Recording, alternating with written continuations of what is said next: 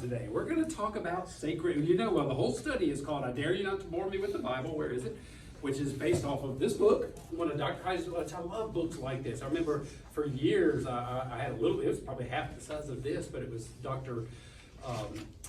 Chuck Missler, Dr. Missler's book, and it was called Buried Treasures. Kind of like "I Dare You Not to Bear Me with It." And all it was little 2 pages. One, and that's me. That's my attention span. I can read 2 and 3 pages. And it's just little bitty 2 and 3 page subjects, topics. And for Missler, it was just buried treasures. It was these 2 or 3 pages of a passage in the Old Testament, a passage in the New Testament, and just incredible insight on it. And so he called them buried treasures. Well, that's hidden treasures. I'm sorry, hidden treasures. But what this is, I dare you not, it's kind of the same thing. It's like 50, just little bitty 2 and 3 page.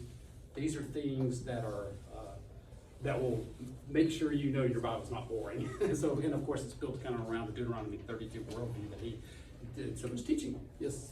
They sell all those at the book rack, these bookstores. Oh, yes. It has all of the hazard books. That's right. Do y'all know where the book rack is? The book rack is Maywood Mart subdivision, where the old, what's in there right now? Canton Mart. Canton Mart, I'm sorry, yeah.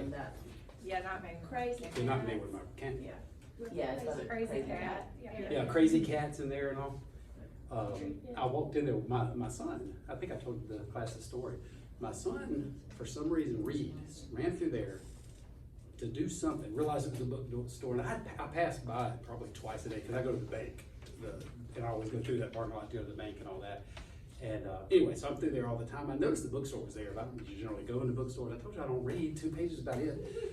So bookstores are not for me. Anyway, I passed it, and thought, I ought to stop one day and just see what it is. I'm a Raider listener.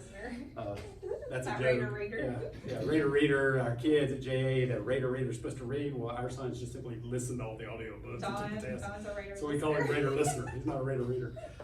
So anyway, my son Reed calls me one day. He says, "Dad, do you know what's in that bookstore?" And he said, he walked in, it's this huge display of all Michael Heiser stuff. Yeah. And so I decided, well, I'm going, so I drove up there and talked to the lady, and sure enough, she said, "Oh, I found him about a year ago. It's like, it's incredible." And so she said, she decided when she opened her store that all of his stuff would be the first thing anybody saw. Like, that's pretty cool.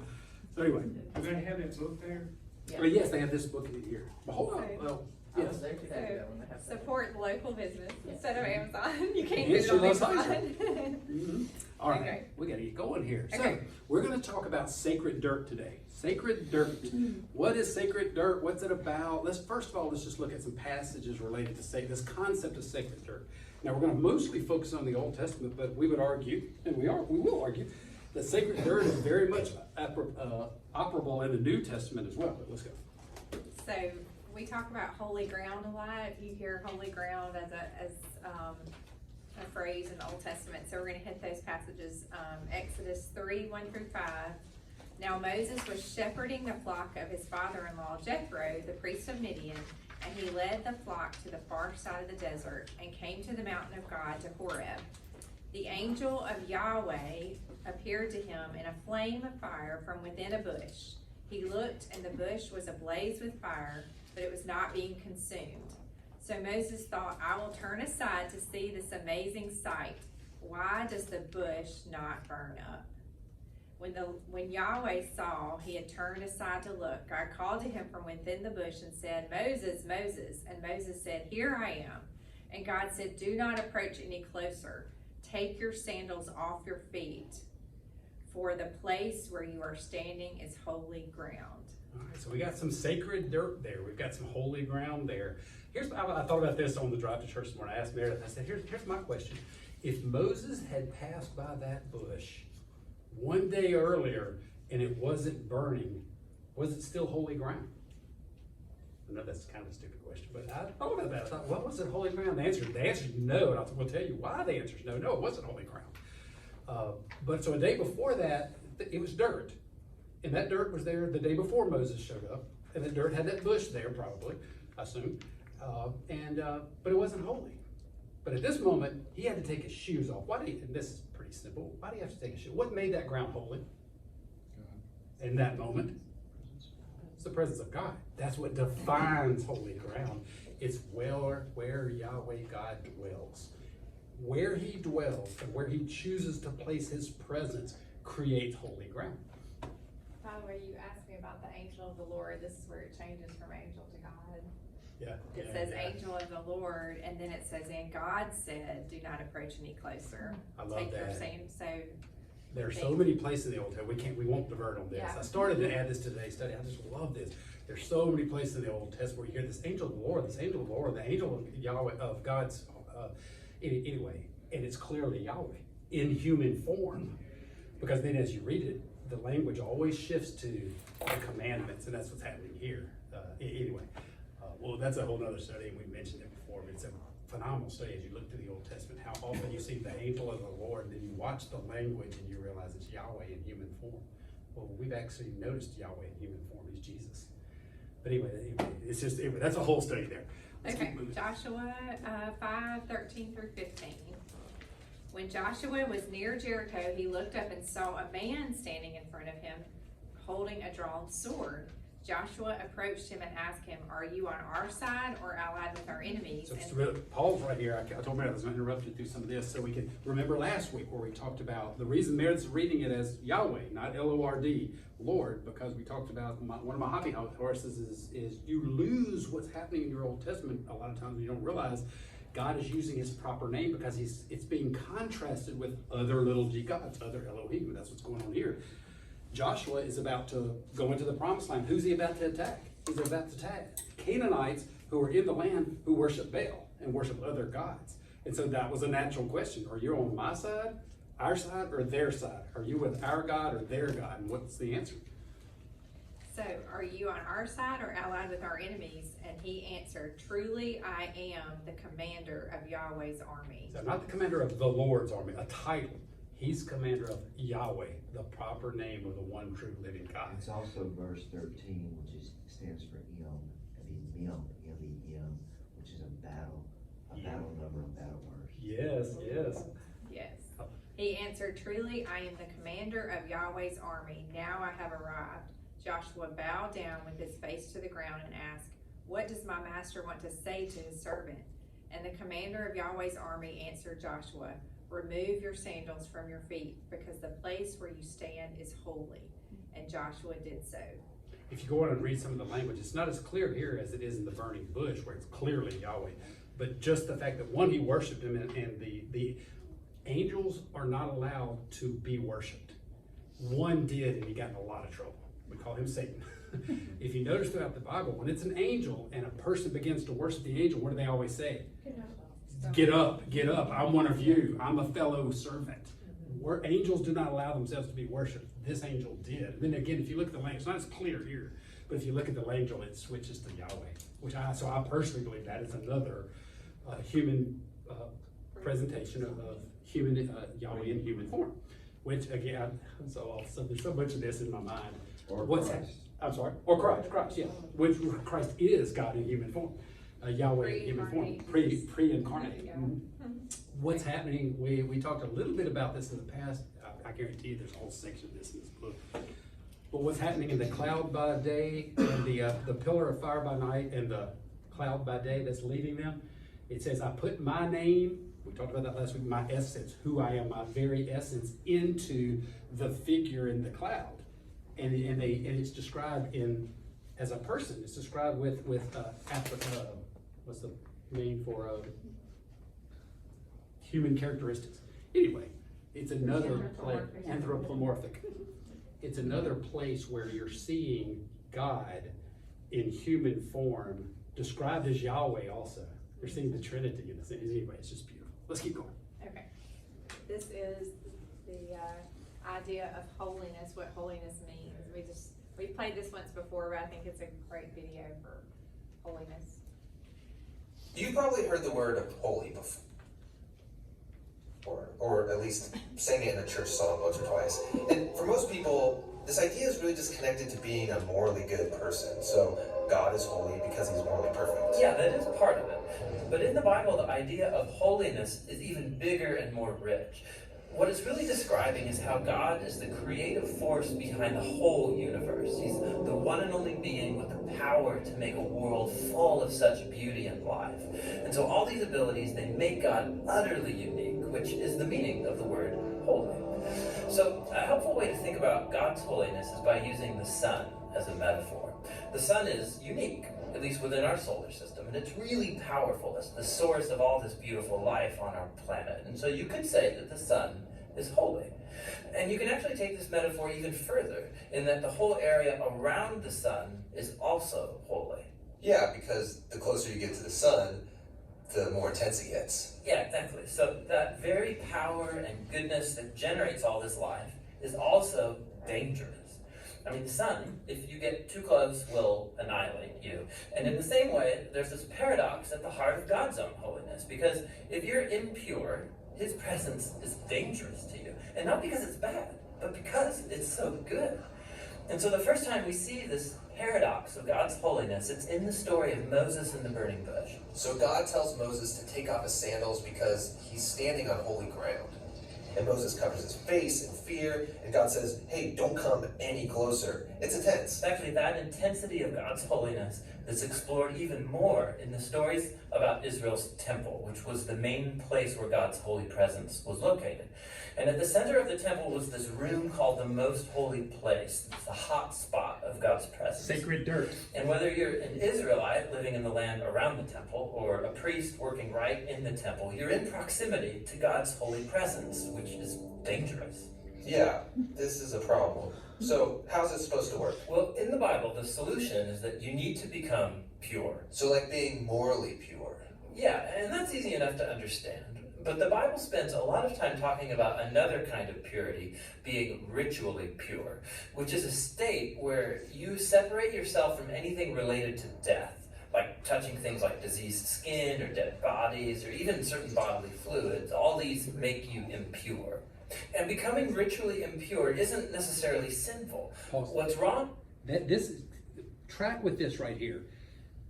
Being ritually impure is not necessarily sinful. We're not talking about sin here. These are two different things. And like you said, yes, you're supposed to be morally pure also, but ritually pure is something different. It's something else. Again, because a woman who was on her menstrual cycle was impure and could not go into the presence of God or a temple. It's not that she sinned, she was impure. So there's something else going on here. Is waltzing into God's presence when you're in an impure state. And so that's why God gave the Israelites very clear instructions for knowing when they were impure, steps to become pure, so that they could go into the temple again. So that's what the book of Leviticus is about. Right. But it doesn't stop there. This idea keeps developing. So later in the scriptures, we find this really interesting story by a prophet named Isaiah. And he has this crazy vision where he's in the temple and he's right in God's presence. He's totally terrified. Yeah, he knows the rules. He shouldn't even be in there. And he's worried about being destroyed. And then this crazy creature called a seraphim. Yeah, that is a crazy creature. Totally. So it flies over with a hot coal, and then it sears Isaiah's lips with the coal and says something really weird. Your guilt is taken away, and your sin is atoned for. So this burning coal somehow makes Isaiah pure. Yeah, it's remarkable, because normally, if you touch something impure, it transfers its impurity to you. You but become now here's impure. This new idea where you have this coal, this very holy and pure object, and it touches Isaiah, and it transfers its purity to him. Fair. Isaiah is not destroyed by God's holiness. See, follow that. What it's saying is, this vision is unusual because it's the reversal of everything Leviticus and the rest of the Old Testament had been telling you. Everything else is stay away from anything impure because it infects you. This coal did something different. This coal touched his lips and it imputed purity. Interesting. He's transformed by it. I mean, the implications of this are just huge. But there's one more development, this time from another prophet, Ezekiel. And he has this vision where he's standing at the temple and he sees water trickling out from it. And then that water turns into a stream, and then it grows into a deep river that starts flowing through the desert, leaving this trail of green trees behind it. And then it flows into the Dead Sea, making everything fresh and alive. So instead of becoming pure first and then going into the temple, here God's holiness comes out from the temple, making things pure and bringing them to life. What does it all mean? So we don't know until we meet this man, Jesus. And he claims that he's fulfilling all of these ancient visions, but in surprising new ways. So Jesus, he went around touching people who are impure, people with skin diseases, a woman with chronic bleeding, or dead people. And when he touches them, their impurity should transfer over to Jesus, but instead, Jesus' purity transfers to them and actually heals their bodies. Jesus is like that holy coal in Isaiah's vision. Right. And Jesus claimed that he was the human embodiment of God's own holiness, and that he and his followers were now God's temple, so that through them, God's holy presence would go out into the world and bring life and healing and hope. And so this is why Jesus described his followers as having streams of living water flowing out of them. So this is our part of the story where we find ourselves now, but where's this all heading? So the last pages of the Bible end with a final vision about God's holiness. And this time it's by a guy named John. And in his vision, we see the whole world made completely new. And the entire earth has become God's temple. And Ezekiel's river is there, flowing out of God's presence, immersing all of creation, removing all impurity, and bringing everything back to life. Wow. This is a great video. It's like, wow, there's so much in a 6-minute video. And I remember the first time I watched that coal, I'd never even seen that. I never even understood why was that vision given to the prophet. And then it started making sense. It was unusual. It was different. Jump in there. Psalm 46, verse 4. There is a river whose streams make glad the city of God, the holy dwelling place is the Most High. God is in the midst of her, she will not be moved. God will help her when morning dawns. And then more battle for us. Yeah, and we see that river in Revelation. We're heading back to the whole story of the Bible is paradise lost and paradise regained. And the river is there. And that's just beautiful. All right, keep going. So now we're going to get to the dirt, the holy dirt.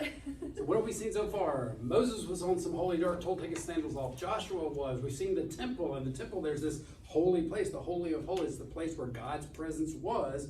And yes, danger exists there. Don't come any more further because you're ritually impure.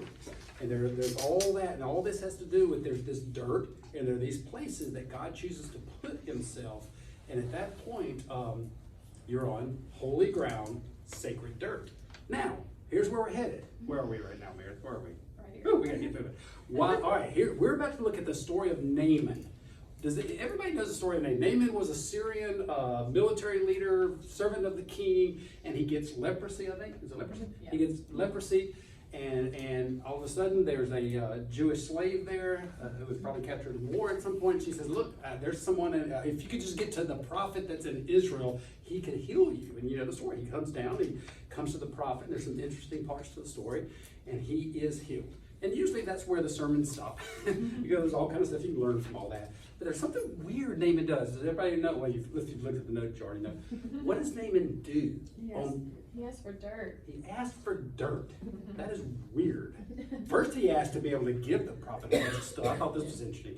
He wants to give he was so excited and happy. He wanted to give the prophet gold and silver and clothes. 10 clothes, which is weird. Why? I don't know why he wanted to give him suits of clothes.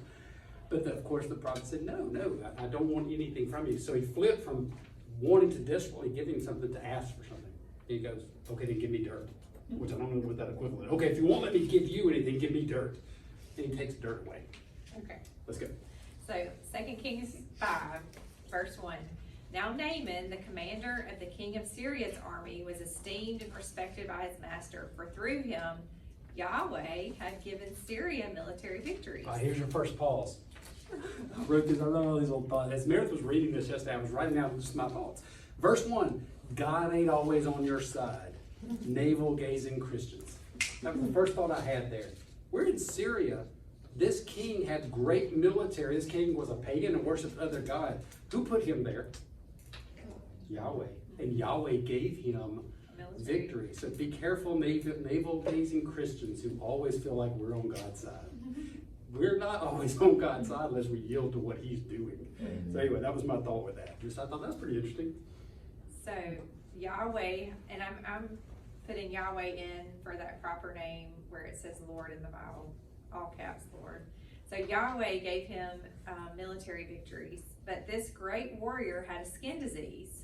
Raiding parties went out from Syria and took captive from the land of Israel a young girl who became a servant to Naaman's wife. She told her mistress, "If only my master were in the presence of the prophet who is in Samaria, then he would cure him of his skin disease." So Naaman went and told his master what the girl from the land of Israel had said. The king of Syria said, "Go, I will send a letter to the king of Israel." So Naaman went, taking with him 10 talents of silver, 6,000 shekels of gold, and 10 suits of clothes. I still wonder why he took 10 suits of clothes. There's something weird there. I'm sure there's some reason, but. And you want to say how Oh. she was an imager? Oh yeah, that was another thought I had, is just verse 3. What was the, based on last week's study in here, what was she doing? She was a captive taken out of northern Israel into Syria as a slave. But what was she doing? She was imaging. She was imaging Yahweh. At her one moment, she told her mistress, Yahweh has the power. Joel's treasure. Yahweh has that power, and there's a prophet down there that represents him. She was an imager in her slavery, where she was. Mm-hmm.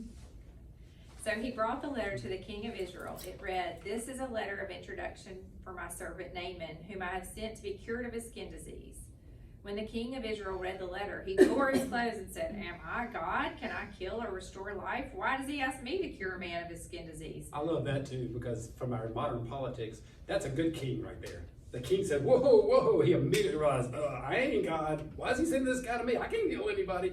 Most of our politicians would say, sure, yeah, head over to the CDC. We gave him a bunch of money. We'll hear it to heal you. Anyway, our politicians would say, sure, I'm glad he thinks I can heal him. Anyway, I just thought that was interesting too. Let's keep going. Certainly you must see that he is looking for an excuse to fight me.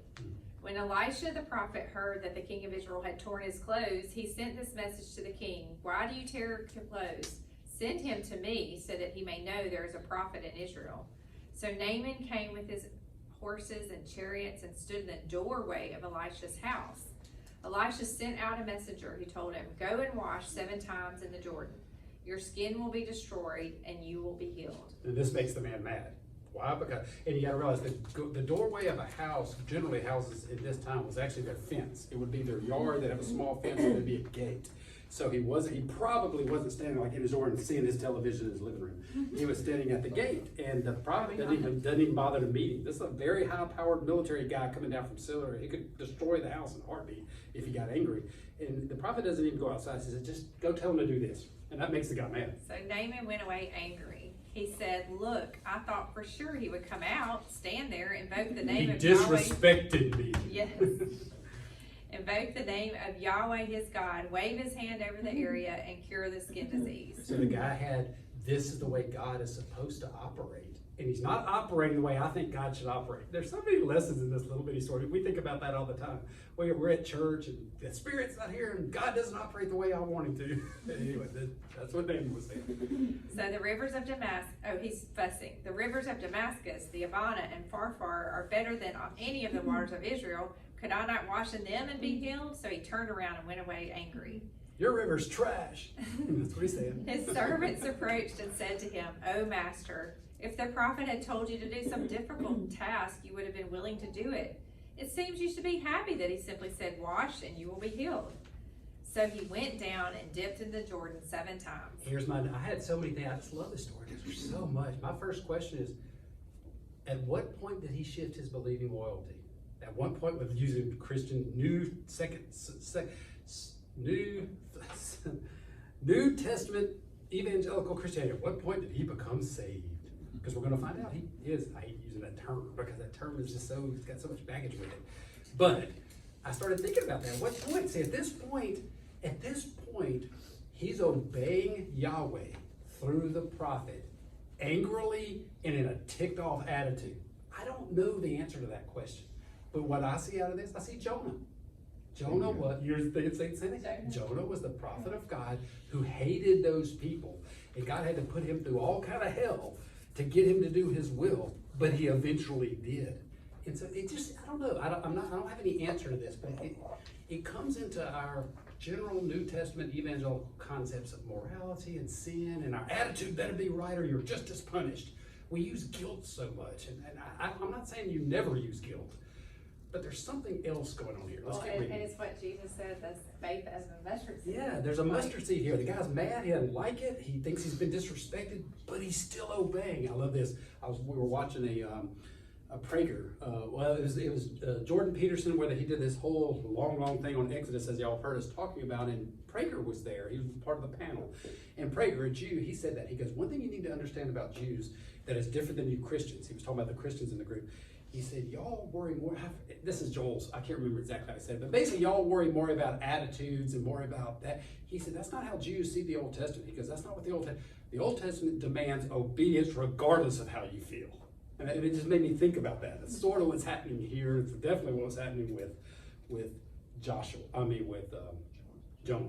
All right, let's keep going. Is again, what we liked that You obey definition. regardless of how you feel. Faith, commitment before knowledge. Yeah. Like, he doesn't know this is gonna work, but he commits to it. Okay, so he went down and dipped in the Jordan 7 times as the prophet had instructed.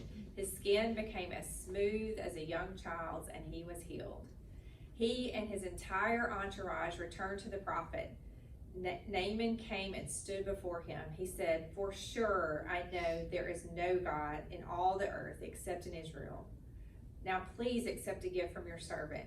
But Elisha replied, "As certainly as Yahweh lives, whom I serve, I will take nothing from you." Oh, one second. Make that point, because we just kind of blow over that. Why did he respond that there's no God anywhere else except Israel?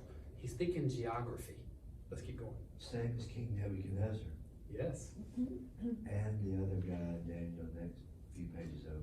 Yep. It's a cosmic geography. "As certainly as Yahweh lives, whom I serve, I will take nothing from you." Naaman insisted that he take it, but he refused. Naaman said, "If not, then please give your servant a load of dirt, enough for a pair of mules to carry, for your servant will never again offer a burnt offering or sacrifice to a god other than Yahweh." Isn't that interesting? So, okay, now using our New Testament Christian terminology, evangelical terminology, he was clearly saved. We got him saved. Let me read the last But one. I know we had, but now he's struggling because he's got to go back. He's a man of power. He escorts the king into, that's what you're about to hear. He escorts the king into Ramon, which is Baal, by the way. That's another name. It's that Syria's version of the god Baal, which some scholars would argue ultimately that's Satan himself. That's a disagreement there, of whether it's a different entity or not. But anyway, so he realizes what I got to go do, and I'm giving my believing loyalty. I'm changing my believing loyalty to Yahweh God, the God of Israel. But I got to go do that. And listen to his heart. It's really cool. "So may Yahweh forgive your servant for this one thing. When my master enters the temple of Ramon to worship, and he leans on my arm, and I bow down in the temple of Ramon, may Yahweh forgive your servant for this." Elisha said to him, "Go in peace." I love that. He's worried that when he goes into that temple and he bows, Yahweh may misunderstand. He may not understand that my believing loyalty has shifted. I just love that, because what he's saying is, no, God. What does God view? He sees the heart. And the prophet says, you go in peace, you're going to be okay. But why did he want the dirt? Wasn't it because he was putting it on the threshold of the temple or altar of Ramon? There's speculation on that. They're talking about, yes, because, well, we'll keep going. Yeah, I would have carried absolutely. it with me in my little pocket when I went into temple next. He's going to build his own altar, most likely. But he needed the dirt that Yahweh occupied. Just a little bit. All right, so we're gonna read this. We gave y'all a copy this time of the book that we're reading from, so you can have it. So sanctified dirt. Elisha's healing of Naaman the leper, the commander of the army of the king of Syria, is a familiar story to many. Naaman hears that Elisha, the prophet of Israel, can heal him, so he makes the trip. When the two meet, Elisha tells him rather dismissively that he needs to take a bath in the Jordan River. Naaman doesn't take this well and prepares to go home. At the behest of some servants, he consents to dip himself in the Jordan. He is miraculously healed by the simple act. The display of power so transparently, without sacrifice or incantation, awakens Naaman to the fact that Yahweh of Israel is the true God. Here's where the story usually ends in our telling, but that would result in the omission of the very odd detail, what Naaman asked to take back home. In 2 Kings 5:15-19, the elated Naaman returns to Elisha and begs him to take payment for healing him. Elisha repeatedly refuses. Finally, before embarking for Syria, Naaman makes a strange request to load two mules with dirt to take back with him. Dirt? I can think of a few favors I would ask of a prophet in a receptive mood, but dirt certainly isn't one of them. The request is so odd that it's hard to avoid wondering if Naaman needed some other kind of therapy. Why would he ask for dirt? But Naaman was completely in his right mind. In 2 Kings 5:17, Naaman follows the request with an explanation. From now on, your servant will not offer burnt offering or sacrifice to any god but the Lord. The dirt and Naaman's new allegiance to the God of Israel are related. Naaman was a man with significant duties in his home country. He couldn't stay in Israel, but he could take Israel with him. Why would he want to? Naaman's unusual request stems from the ancient and biblical conception that the earth is the locale for a cosmic turf war. Naaman wanted dirt from Israel because Israel was Yahweh's territory. The dirt, which is Yahweh's domain, is holy ground. The idea of holy ground is an important element of Israelite theology. This phrase is used when Moses is in the presence of the angel of the Lord and the God of Israel at the burning bush, and when Joshua meets the angel of the Lord in Joshua 5:15. More broadly, the idea derives from that Deuteronomy 32 worldview, where we learned that God divided up the nations at the Tower of Babel. They were allotted to the sons of God.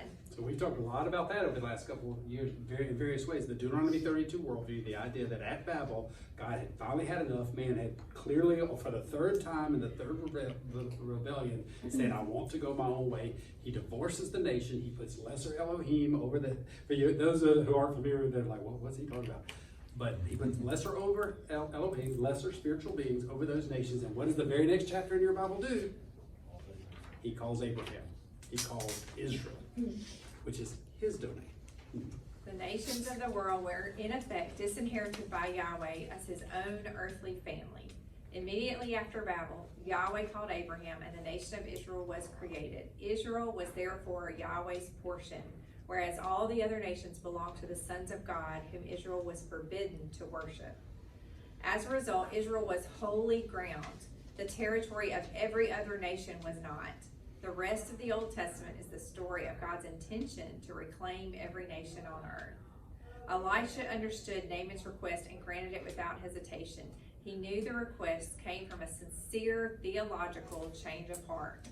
Naaman believed there was no God in all the earth but in Israel, and wanted to return to his homeland with holy ground. Even though he still would have to help his aged king bow before Ramon, Naaman wanted Elisha to know his heart belonged only to the God of Elisha. Isn't that fascinating? So why did he need it? Israel was Yahweh's territory, the Deuteronomy 32 worldview. Israel was holy ground or sacred space. Syria was not. Israelites were representatives of the one true God, Yahweh. Remember, his name was in them. That's why all that description of, I am putting my name here in Jerusalem, in you. You are to be a priest among the nations. All that concept. Remember, his name is in them. They image Yahweh. Naaman changed his believing loyalty to Yahweh, the God of Israel. Israel was Yahweh's holy ground, and Naaman wanted that ground with him for the rest of his life. Was sacred space only for Israelites? Gentiles could be grafted in through faith, i.e. believing loyalty. Remember Ruth and her loyalty oath. Your God will be my God. See, that's how, if you want to use the New Testament Christian, that's how a pagan was saved back then. This pagan Gentile woman changed her loyalty and became part of the family line of the future Messiah. God's Hesed. Hesed. This is the Greek word. The Hebrew word. God's Hesed, his loyal love. Well, we're speeding up just a little bit to catch this because we want y'all to get this. This is God's Hesed. And let's make sure I said that right.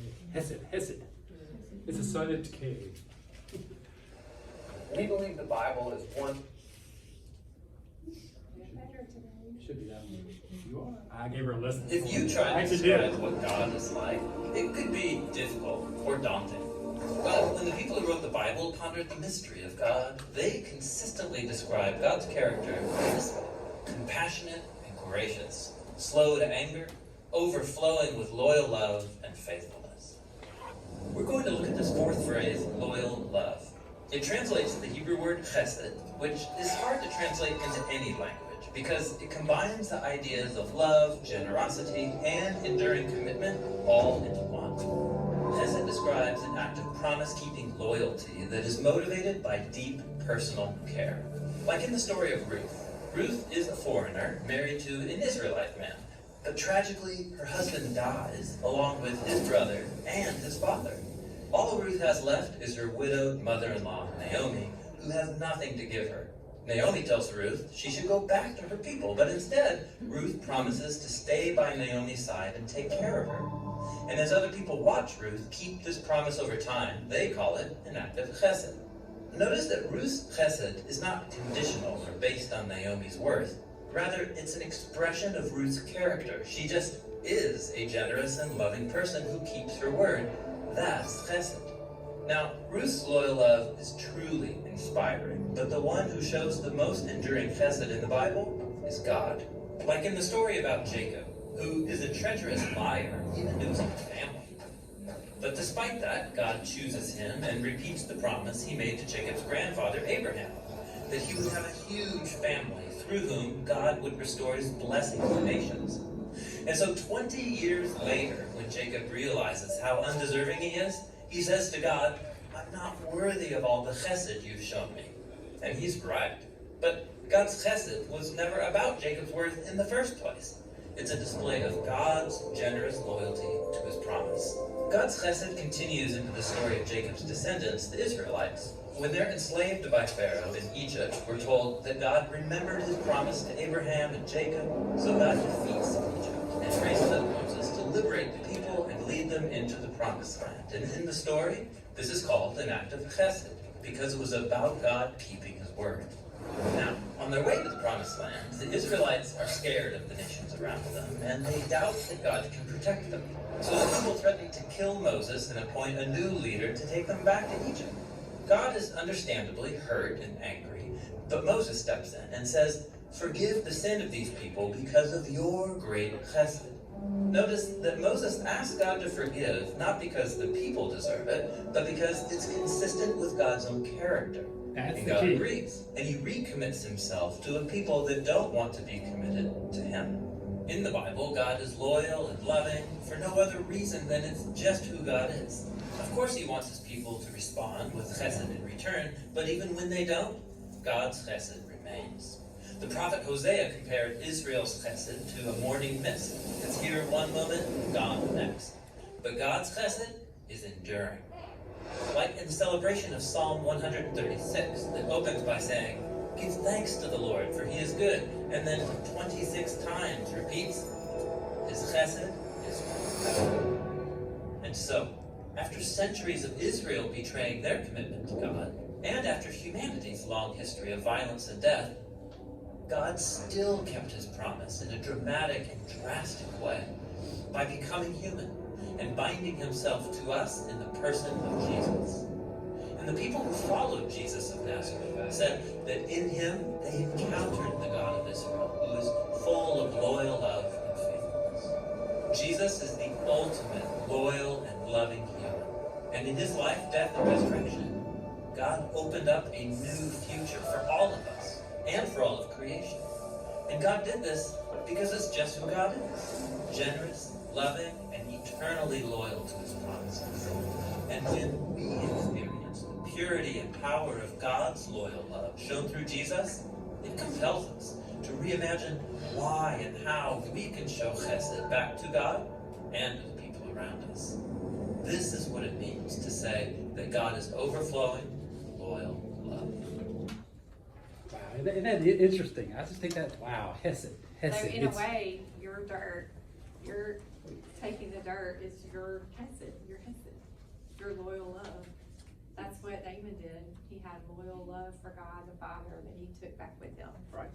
So, give thanks to the Lord. This is Psalm 36. For he is good. His loyal love, hesed, endures. Give thanks to the God of gods. His loyal love, hesed, endures. Give thanks to the Lord of lords. His loyal love, hesed, endures.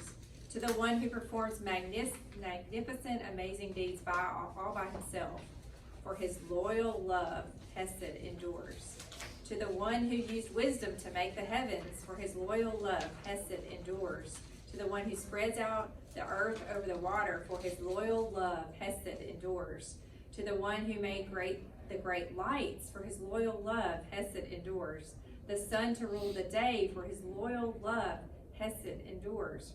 For the moon and stars to rule by night, for his loyal love, hesed endures. To the one who struck down the firstborn of Egypt, for his loyal love, hesed endures. And led Israel out of their midst, for his loyal love, hesed endures. With a strong hand and an outstretched arm, for his loyal love, hesed endures. To the one who divided the Red Sea in two, for his loyal love, hesed endures. And led Israel through its midst, for his loyal love, hesed endures. And tossed Pharaoh and his army into the Red Sea, for his loyal love, hesed endures. To the one who led his people through the wilderness, for his loyal love, hesed endures. To the one who struck down great kings, for his loyal love, hesed endures. And killed powerful kings, for his loyal love, hesed endures. Sihon, king of Amorites, for his loyal love, hesed endures. Og, king of Bashan, for his loyal love, hesed endures. And gave their land as an inheritance, for his loyal love, hesed endures. As an inheritance to Israel, his servant, for his loyal love, hesed endures. To the one who remembered us when we were down, for his loyal love, hesed endures. And snatched us away from our enemies, for his loyal love, hesed endures. To the one who gives food to all living things, for his loyal love, hesed endures. Give thanks to the God of heaven, for his loyal love, hesed endures. Give thanks to the one who watches and protects the Guild family, for his loyal love endures. Give thanks to the one who watches and protects Jamie and Bart and everyone in this room, because his loyal love endures forever. The parable. Parable of the soils. On that day, Jesus went out of the house. He sat by the lake, and such a large crowd gathered around him that he got into a boat to sit while the whole crowd stood on the shore. He told them many things in parables, saying, "Listen, a sower went out to sow, and as he sowed, some seeds fell along the path, and the birds came and devoured them. And other seeds fell on rocky ground where they did not have much soil. They sprang up quickly." Wait. Rocky ground. I made this morning. They sprang up quickly because the soil was not deep.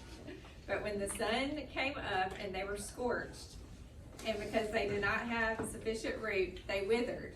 Other seeds fell among thorns. And Birds.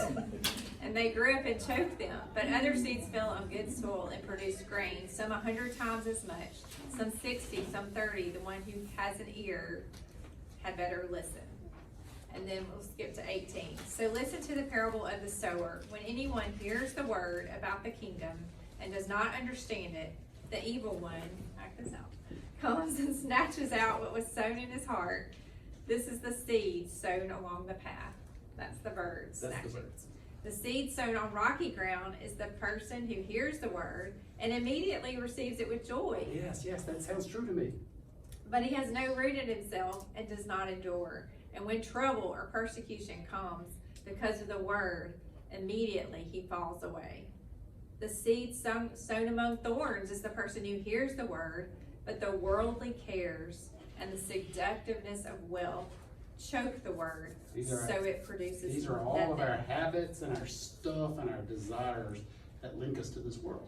And it simply chokes it out. chokes it out. But as for the seed sown on good soil, this is the person who hears the word and understands. He bears fruit, yielding 100, 60, 30 times what was sown. All right. Our heart, here's kind of the concluding part here. Our heart, oh wait, you want to do your pictures? Oh no, she just drew pictures that said all that, so that's better drawing pictures. Okay. Our heart is the sacred dirt. See, that's what we learned. We talked about this a little bit over the last couple of weeks. That's what that's what Jesus told us. That's what one of the first videos showed that, is that you have all this sacred space, you have all these examples of sacred dirt and sacred space all through the Old Testament, right up to the temple, and then Jesus says, and what does Pentecost do? Pentecost now says that the Holy Spirit, the very presence of Yahweh, God, no longer dwells in the temple. It no longer dwells in the burning bush back with Moses. It now enters the heart of human beings, and Yahweh is now in your heart. Your heart becomes, Paul tells us, sacred space. Your body becomes the temple of God, just like God used to be in the temple in the Holy of Holies. He's now in the temple of you in your heart, and you now take that like Ezekiel's river that was dripping from the temple and then flowed out to water the land. You now take the river of God, Yahweh, in your heart out to the world, and you water the entire world, imaging Yahweh, because purity now flows out, not from you, from Yahweh in your heart. Jesus Christ in your heart, it flows out and purifies the world until he comes to wrap it all up. So the evil one can either, you cannot receive, red is the seed, you cannot receive the word at all. Satan immediately takes it away. You don't understand it, you're not receptive. Here, the stones are the persecution. The stones are the persecution that we have. We receive the word with joy, but then we're persecuted for it and it dies quickly. Here, we're so, you think about that we're so easily entangled by sin. This is the sin of the world. And you can't even have a sprout up because the worldly desires and wealth and all these competing interests just crowd out those seeds. And then obviously the good soil is nurtured and watered, and the word just grows and sprouts, and you're used for God. Isn't that amazing that Jesus taught us that? Our heart is the sacred dirt, the holy ground. Jesus tells us how we are to live using this parable. We are to feed, water, and bear fruit from the good ground, which is our heart, our sacred dirt. We rely on Yahweh's hesed, never-ending loyal love, and we take loyal love to others by imaging him and his hesed to them. This is where by this we reverse Babel. It all goes back to Babel, the Deuteronomy 32 worldview. By this we reverse Babel and help restore God's human family, which is our mission. We call it the Great Commission. That's what the Great Commission is. Go out, let the Holy Spirit, my spirit, it's in you now, let that river flow out, bring back the nations. That's why in the Great Commission it says, go into the nations and bring them back, taking my purity to them and restore my family. Reverse Babel. It's beautiful. It's the mission. And then ultimately, John gives us in Revelation chapter 22 what the final picture looks like. It's the restoration of evil. The restoration of Eden, which is humans in the presence of God once again. It's awesome. All right, pray us out here. Dear Lord, thank you so much for your loyal love when we fail to show and execute loyal love, that your loyal love is so forgiving and rejuvenating and brings regrowth, new growth to our lives. Lord, help us to clear out the weeds and thorns in our lives so that your good growth can come and be used, and that your loyal love can be shown through us on a day-to-day basis. In your name we pray. Amen. And that's like early. We got like 17 minutes before the church service starts. Yeah, it's amazing. It was a miracle. Getting there. Getting there. Slow, that's a slow yes. Yes. Very slow. And if you want to go to the Chosen, That's Friday right. night, we're going to be there. That's right. We can pack out a... Hopefully there's still tickets. I don't even know. I hope it's not sold out. So. Oh, I know. We're waiting. We chose the Earl one.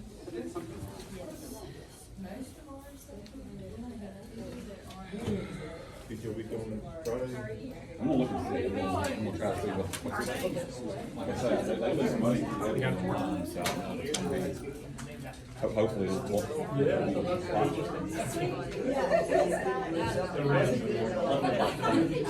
That's exactly right. In California, he jumped on Lake Lotus. He's here to attack the Lake Lotus. Really wasn't that good. But he did have his limitations. Anything going on else Yeah. I need to go back and look, because I know several times he had to move around. Okay. You know, Alabama that's what's children. going on. You too. What do y'all? Have a good one. Take care. If we can.